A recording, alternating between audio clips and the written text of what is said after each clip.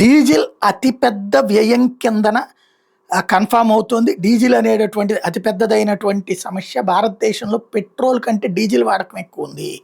ఆ డీజిల్ వాడకం ఇప్పుడు డీజిల్ రేటు కూడా దాదాపుగా పెట్రోల్ రేటుతో సమానంగా వచ్చింది. ఇదివరకు ఏంటంటే డీజిల్ రూ. 70 ఉంటే పెట్రోల్ రూ. 80, రూ. 85 ఉండేది.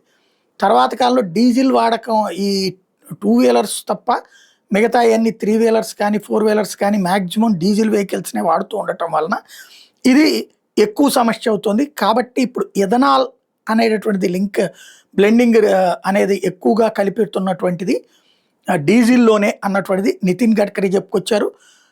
ముందు మనం ఫస్ట్ అయితే హైడ్రోజన్ వెహికల్స్ వైపుకి, తర్వాత ఎలక్ట్రిక్ వెహికల్స్ వైపుకి వెళ్తే చాలా వరకు ఈ దేశంలో ఆయిల్ వ్యయం తగ్గుతుంది. అదే సందర్భంలో ప్రజలకి ప్రశాంతత ఏర్పడుతుంది, ప్రజల మీద భారం పోతుంది అంటూ ఎక్కువ భారాలు ఏమొస్తున్నాయి అని లెక్క అడిగినప్పుడు డీజిలే లెక్క అని చెప్పుకొచ్చారన్నమాట.